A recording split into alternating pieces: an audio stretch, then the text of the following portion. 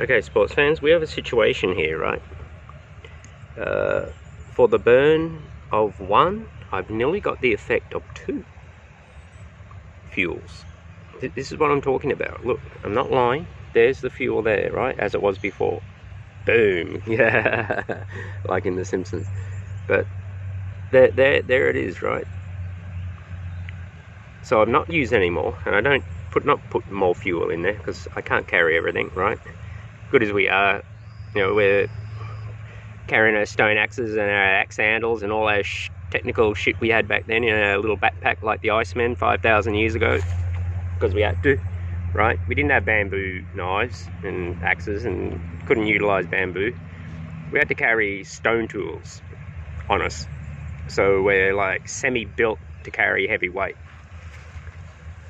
for a light body, which is like slightly better for us. I can't say what it is these days, you know what I mean? The next thing, people are out there trying to arm wrestle you or something. Well, get fucked. I'm just saying what I think, and I should be allowed to say what I think for the advancement of us, but these days you're not, because people go out and prove you wrong. But all the same, and there will be people that will come over the top of you because they are, genetically something else, and for whatever reason that is to them, but it's not proving anything. By mass, we're pretty fucking strong. We have wide hips and we have big bellies, and you know what I mean? Other races that make our clothes don't have that, so they cut us in two. But we got wide hips, almost like a woman, to carry all of the shit stone tools on our back. Anyway, look, it's boiling for one bat and not two. And what I think it is, because it's on an angle and I had to put the pot back, the little tub that's holding the fuel is also on an angle. So the fuel is congregating to one side, which is keeping it cool. Where if it was totally level, it's less cool, because by the proportion of mass of the fuel is leveled out. So it's across burning and evaporating faster because it's hotter. But just by tilting it at that angle, and it is on a pretty significant angle, as you can see, the fuel is congregating just to one end. So it's burning slower because it's cooler.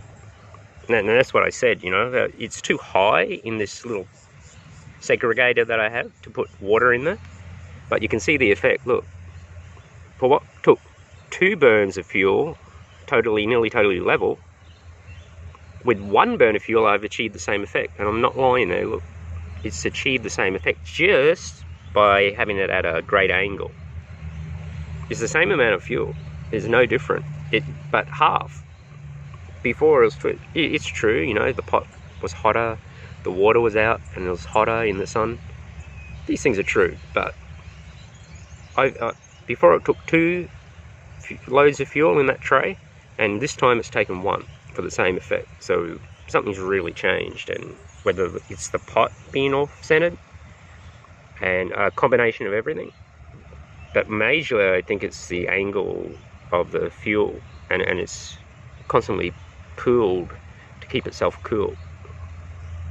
So in future I'm going to try to keep that going, and yeah, it would be easy to do just by angling, altering with the pliers the angle of one of those things, even if it was totally on horizontal, because it's done the job for me enough, right? I've already potassium magnate and alum that water pretty significantly, and really I just want to boil it.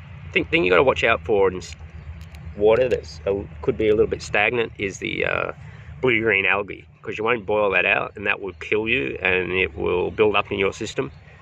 So you got to watch that one, right? But there's been recent rain here, and although it is stagnant, it looks pretty good, it smells pretty good, so I'm using it because I got to anyway, But these days, because I have some damage on my liver, pancreas, kidneys and gallbladder from weed killer, that I pick it up pretty quickly if there's something, because I feel it. I feel my kidneys start hurting on the right side, so I feel it starting to hurt, and so I'll know. I'm not noticing anything at the moment. I've drank 2 cups of this. I'm not noticing anything, so I think it's pretty good. and I'm pretty happy with that. Right, I'm pretty happy with it. The water, the quality in that. So that's how it goes. I like doing this. I like testing and seeing and coming up with solutions. I really like to do it. And if I, had $1 million, I'd be somewhere else. I'd be wasting all my time playing computer games. What a fucking waste that would be.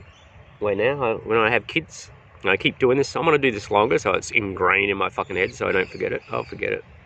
And then when I have kids, when they're ready, when they're capable, 11 or whatever, I'll try to pass this knowledge to them so they know.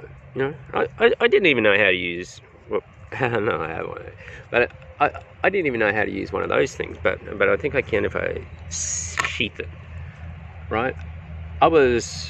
Didn't even know. And then I had to think back to how Mum would cut an onion, you know what I mean? And she's not actually moving the knife into the onion. She's kind of like holding the knife and moving the onion through the knife. So all that's lost. So when you go to Asia, you're amazed at how 8-year-old kids have these razor sharp knives and they're cutting all these vegetables and they're not cutting themselves once.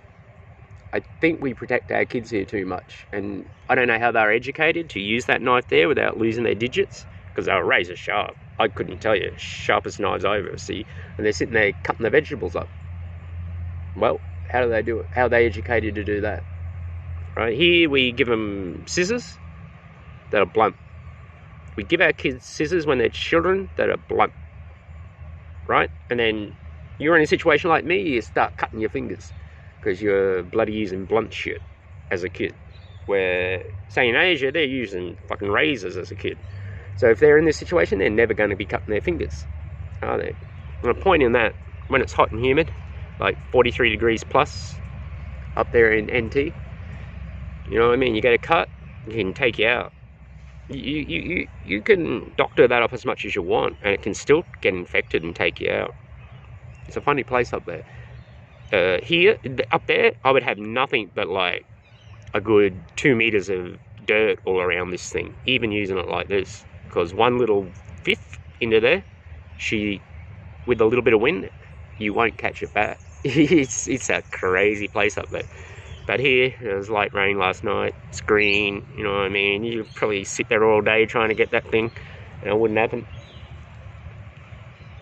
So there's a difference. There's good things here, there's good things up there, but I tell you, one of them is the wounds. It might seem dry and nice and hot and everything, but you get a wound up there, there's no forgiveness in it, right?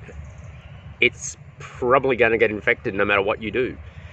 So I tell you what, here, no. You can be a daft head and you'd still probably be okay.